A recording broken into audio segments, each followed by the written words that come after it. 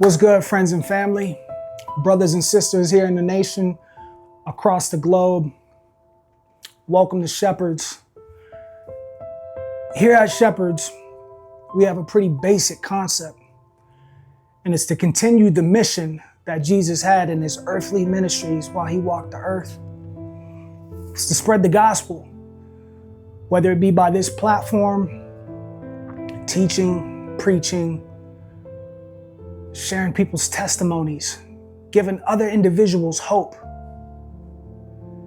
And today, this one's hard. Today, I got a very, very special guest. It doesn't even feel comfortable calling this man a guest. This is a brother of mine. This man is a very special individual I hold very dearly to my heart. His name is Dre Lane. And he's gonna share his story with y'all and what he's been going through the last 3 years of his life.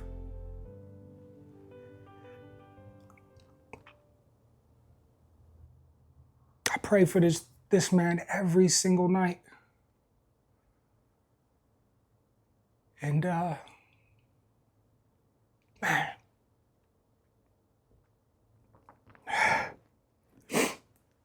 let's get to it. 'Cause we're shepherds, called to the wild, guiding the lost, the innocent child. A staff in our hand, a light in our soul, making sure every sheep makes it home, makes it whole. We lead them to water, we lead them to green. The most important job that you've ever seen. And like we lead the sheep through the valley so deep, we gotta lead the lost souls while the world is asleep. Ooh, yeah. What up with y'all? You know, it's your boy Dre Lane. And we here now. We're going to tap in to go ahead and give y'all the story of Dre Lane. From a very young age, I've always known I was meant to be here, to be something special. God put me on this earth for a purpose and a plan. Grew up in a military family, was predominantly raised in California, where I was born in Long Beach Hospital, and where we were not too far from after that, we were removed and we had to settle into a new home in Honolulu, Hawaii for a couple of years, where my dad got stationed because he was in the Marines. And that's what we did. We moved around a lot. We spent probably more like a couple of years on an island on Honolulu before we were relocated back to California in Tustin Air Force Base, right outside of LA. Even then, as a young kid, man, I was extremely vivacious, passionate, very analytical of all the things that I wanted to accomplish even as a young age. One of those things that I latched onto early was music. My dad, he was a thriving musician himself, played the piano, master piano, he could play the keys, he could play virtually anything. And I can still remember one of those things that I hold near and dear to my heart still to this day, back then, that I loved doing more than anything in this world was music.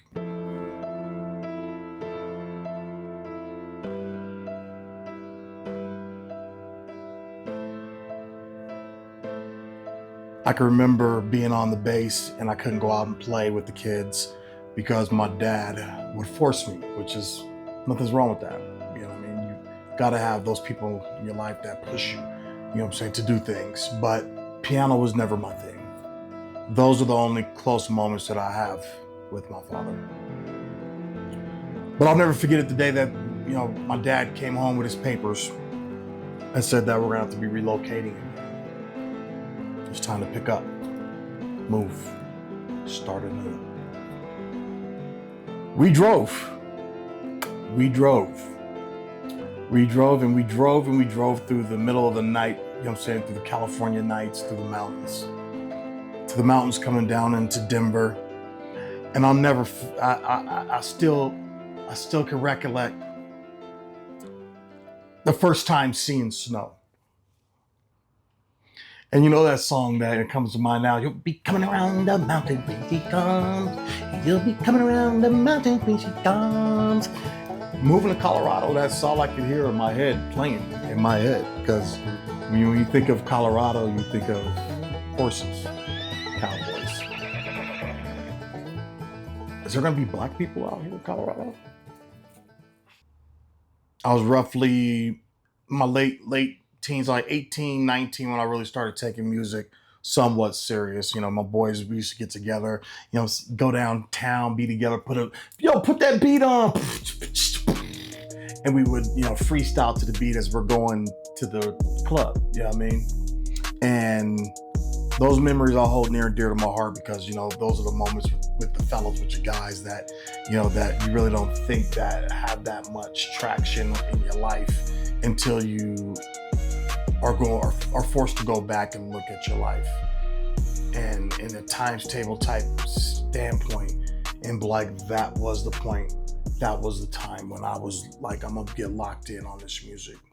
I had a huge opportunity that was on the horizon. I've been working on a lot of things in the background, not knowing that there was something else that was working in the background as well.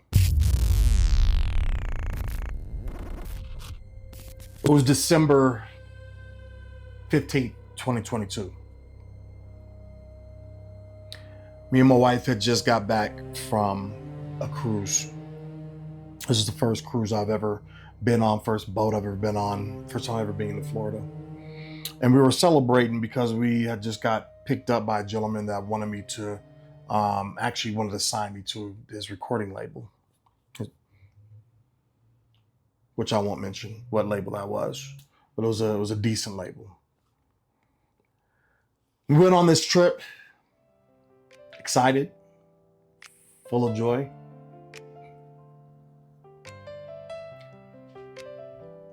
I just can't really describe to you the feeling of seeing the happiness of my wife's eyes and the amazement of her smile, you know what I'm saying, as she's seen, you know, this gigantic, you know what I'm saying, boat, you know what I mean, and the environment of Florida, and just seeing her happy, you know, that was an amazing thing, you know, to witness. But for the reason why we were out there celebrating was not only that, but it was also our anniversary, which was December 2nd.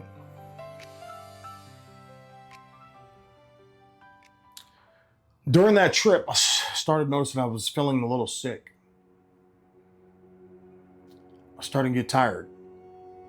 And I noticed even previously, months leading into that, fatigue was kind of setting in, which I'm a high volume kind of guy. I have a lot of energy. And on this boat, I could just remember just like, man, I just, you know, I feel weird. I feel not like myself. Like I do everything else, I push it to the side, mind over matter, push through the trip. We ended up still having an amazing time. But I remember that last day as we were getting ready to leave the boat. And I went to go use the bathroom. And as I look down into the toilet, I see nothing but blood.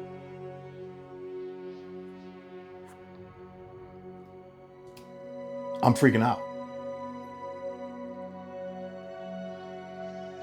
I don't even know what to think at this point. I'm thinking, I've never had this, never seen this. It was not just regular blood, a couple drops of blood. It was like it was pure blood. And it wasn't just every now and then, it was every single time I was going to the bathroom.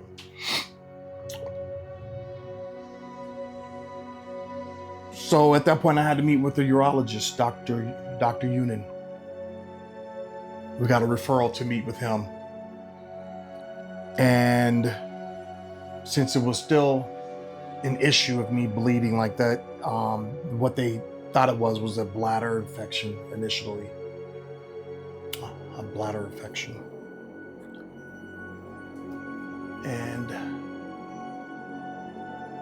they did some testings. They put a scope up, up me to go and look in my bladder and to look at my prostate. And then they took some samples from my bladder. After we got done with the testing, Dr. Yoon he still remained optimistic. He was like, yeah, it's probably nothing. It's probably something simple, but we did our scrape. We'll send it to the lab. And then we'll get back with you and see what we have going on. On the 14th, went in and got my results from my urologist, and he sat me down, and he always had this straightforward look and this straightforward tone of his voice, but I'll never forget it. He looks me right in my eyes and he says, "You have cancer. You have bladder and prostate cancer." I was shocked. I was taken back. The whole room went dark. It felt like time stopped. I couldn't hear anything, but I could visualize everything that was happening. But I couldn't grasp to the magnitude of the words that he was telling me and saying to me. And I'm thinking to myself, I'm like, cancer. Bladder, prostate cancer. So I look at Dr. Yoon and I'm like, Doc, how do you get something like this? How does something like this happen? He replies back to me very calmly and just says, to be honest, you're 39 years old. You don't have a history of smoking. I said, I don't smoke. And again, this type of cancer that we're facing is usually found in heavy smokers and those that are elderly. And you're not neither one of those.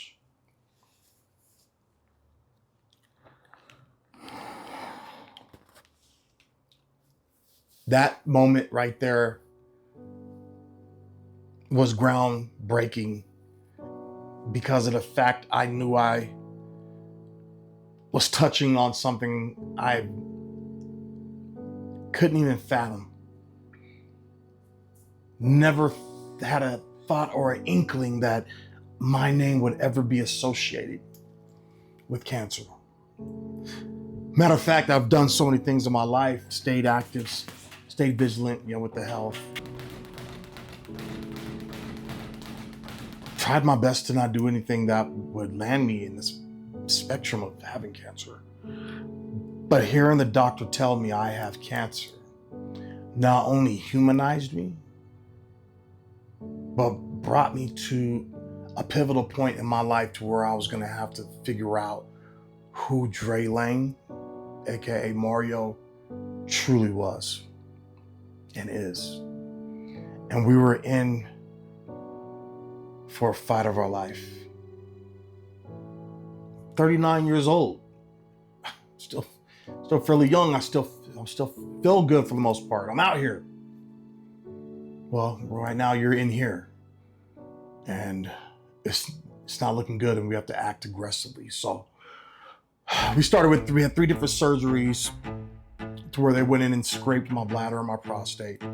Following each one of those surgeries, we did BCG treatment where they go in and they fill the bladder, with virtually it's like a chemo type type liquid or type substance. But through all these procedures, I was constantly reminded by him that it's just part of the process. And although there was never no guarantees, he was just like, this is the golden standard for treatments. And if you want to save your bladder, these are the things we're going to have to do. That was within the first 6 months of finding out. I was looking at my wife and was just like, I don't know how many more of these that I can do, because it's extremely invasive. You know, what they do and how they get in there, and they put the tube in, and then they get into your bladder, and then they put this liquid and you have to hold it. It's very frustrating, daunting, miserable to be able to go through these procedures. And it was tough. But to preserve my bladder and my prostate, I did anything and everything that I could do to save that. By this time, it's the middle of 2023, it's like June. We're a couple surgeries in, a few different sets of these BC treatments have been administered, and we were hoping that it was taking its course. I want you guys to keep in mind, at this point, I was only at stage 1. Stage 1 cancer. Stage 1. Dr. Union was very adamant. He was like, maybe we just remove the bladder. That would be kind of more the surefire thing to do to make sure that this cancer doesn't spread and start going into these other areas of your body, because it's already proven to be very aggressive. And I told him that's a no-go. That's something that I'm not interested in doing. I still have a quality of life that I want to live, that I'm going to live. It was March 2024, and they did a scan, and they were like, you know what? There's still more growth that's happening in your bladder. We're gonna try one more time to go in and do another scrape. This time when he went in, they were like, you know what? Your bladder doesn't seem as angry as it normally does. I was like, what do you mean by that? He said, well, normally when we go in and look at your bladder, it just looks like a bomb went off in it. He was like, this time it seems like it's healing. The BCG treatments are working.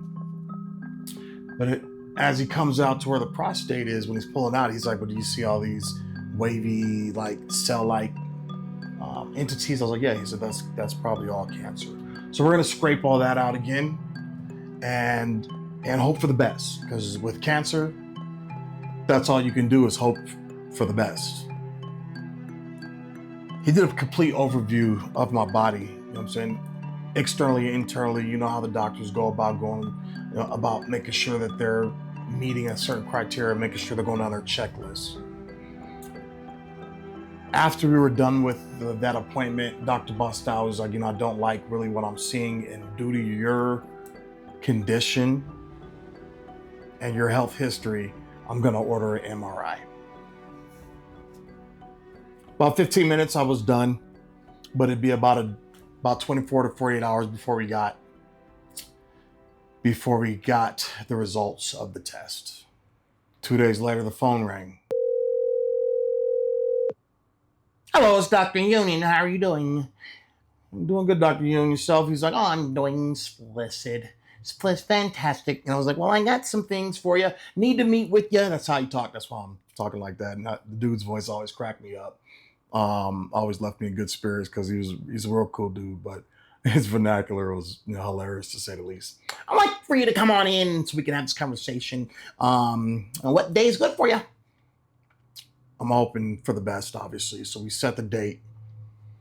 We go into this. At this point, like I said, Dr. Union was the urologist. He sits he sits me and my wife down, and he starts to speak in a way that I've never heard him speak before. And this was from a vantage point of hopelessness, unsurety, fear for what I have coming next. He looks me right in my eyes and said, per the MRI results, things have gotten dramatically worse. The cancer has spread to your lymph nodes.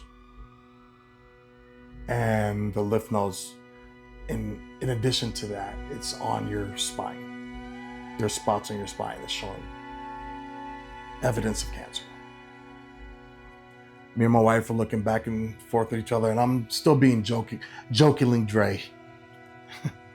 Always and forever, always am. I never can be too serious. Then Dr. Shire walks in. First time I ever met him. Seems like a nice guy.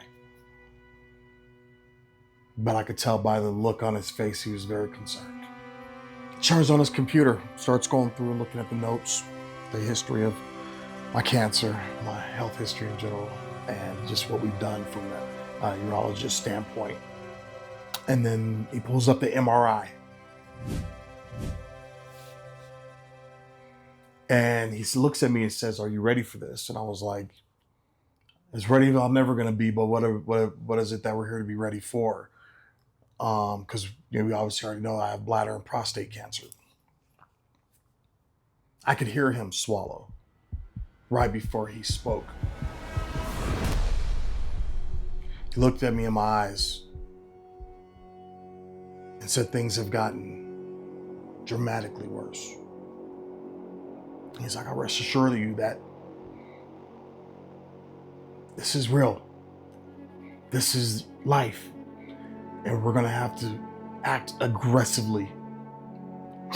But even with that, I am comfortable 100% with telling you right now that you are in dire stress and your life is in jeopardy. How much time are we looking at?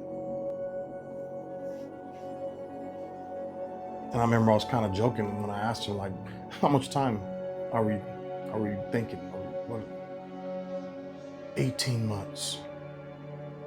18 months or less to live.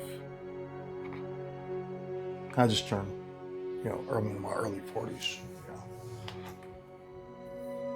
No way this doctor is telling me this, that I have less than a year and a half to live.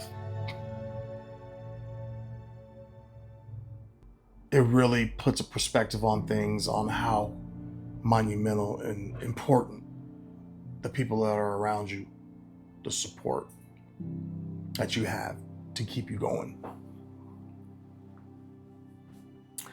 My family, all the way down from starting from the top of my wife to my 3 kids, Mario, Marquise, and Mariah,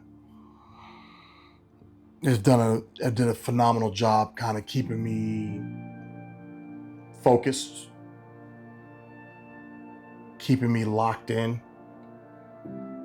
because they sure didn't miss a beat with acting a fool still.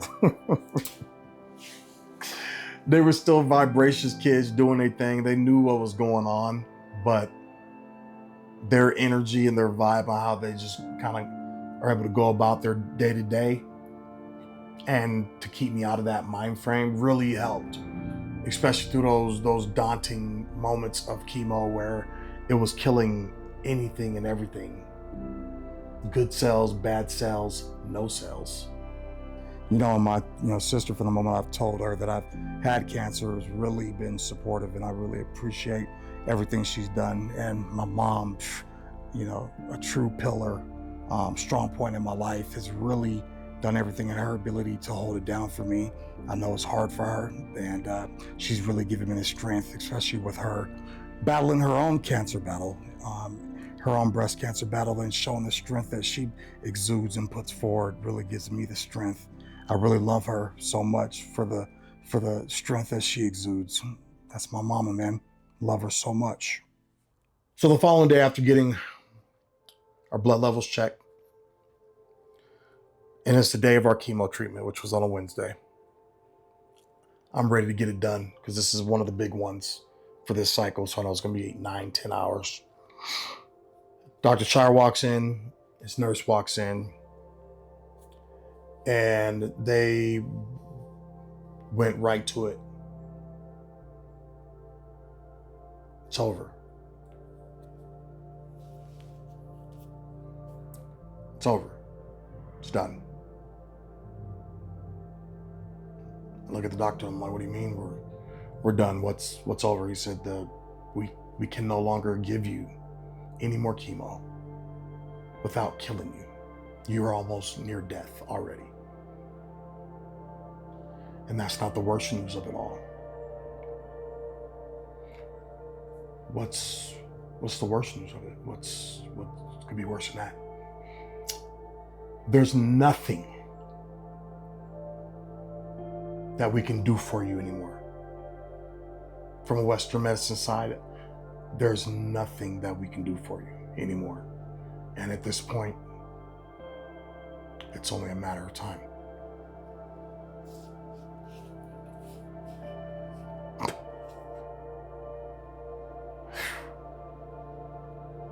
I try to put myself in those emotions that I was feeling then, which was crazy because when I think about it, every time they've told me a piece of bad news, I just never flinched.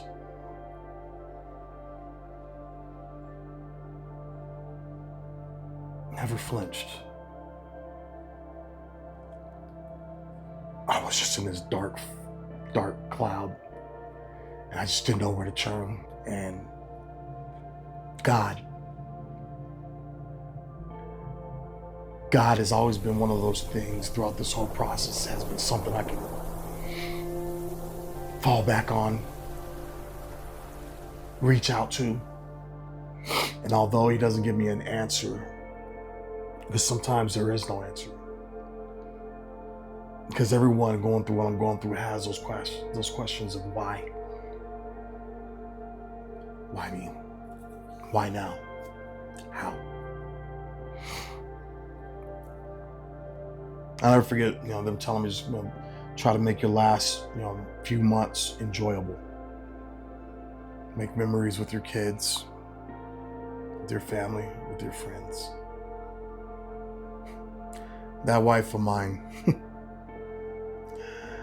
my wife, she's extremely resilient, especially when it comes to me and keeping me alive, I'll tell you that. She'd have my soursop tea. We started taking ivermectin and fenbendazole, some off-label stuff. We're pretty much at this point, so I'm a guinea pig, for what can and what could, be a better result for what we've been getting previously from Western medicine.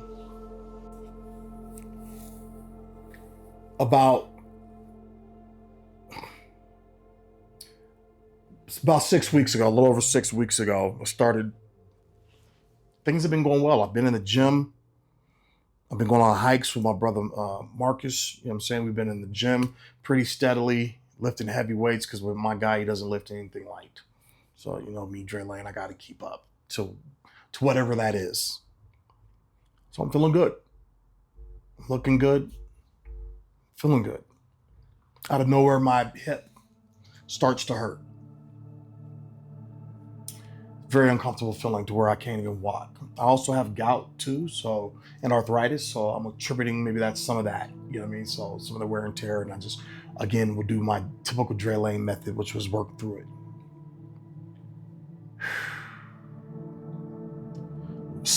Last Sunday evening, I finally had enough. I couldn't bear the pain anymore. I couldn't walk, couldn't move around. It was just throbbing. To the point where I'm in tears. And I'm a strong guy. I'm a strong man. We get into our car, we drive down to St. Joseph's Hospital. I can't walk. I can't get out the car. So we're at the emergency room. She comes around, she gets the wheelchair. it takes like 5 minutes to just pull myself out of the seat and for her to help me pull me into the wheelchair. She wheels me in, and I'm just in some of the most excruciating pain I've ever had in my life, to where I'm literally like crumbled in this wheelchair, pleading for help. They check me in. The nurse gets me, checks my levels. My blood pressure is extremely high. My oxygen's low. Within about 30, 40 minutes, the doctor comes in. He says, I have some good news and some bad news. This has been my life ongoing for the last 3 years. Good news is there's no breaks anywhere. There's no tears. From that aspect, it looks good. Yeah, what's the bad news? The bad news is the cancer is still spreading, and the way that it's spreading from the last PET scan to this MRI is alarming. Judging by the time frames that we've given you, this is right in line to where your body should start to fail you, and that where your quality of life should be taking a shift.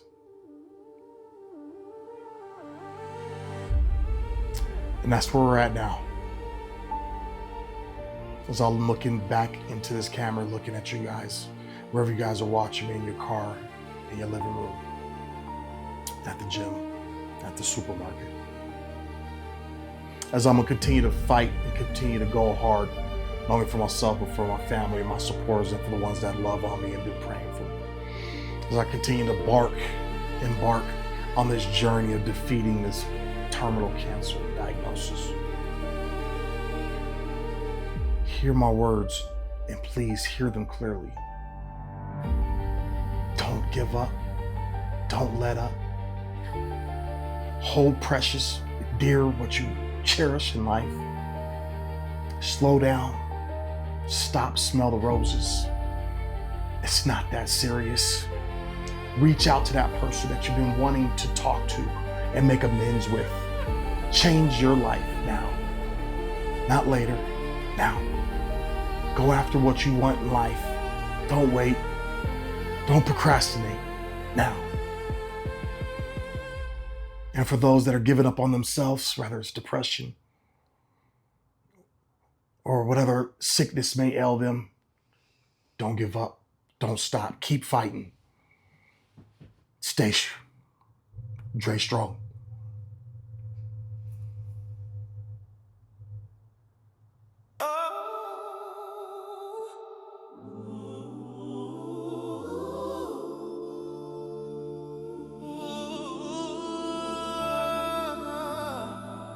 It's my brother.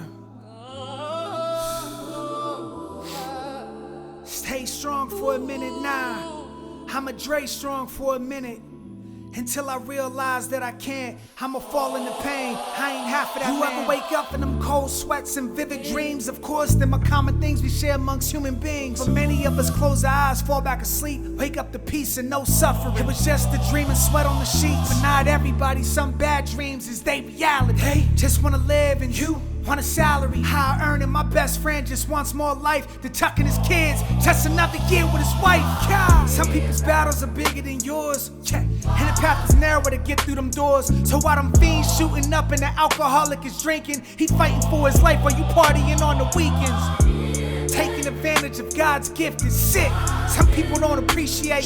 Imagine a doc tells you got weeks to live and to get your affairs in order and spend time with your kids. It's terminal. Stage 4, ain't no cure. Only God and the angels know what he has to endure. I pray for a miracle every night, but it's God's will and I know his will be just right. Just take away the pain that he's going through. Open up your heart and let him grow in you. Whether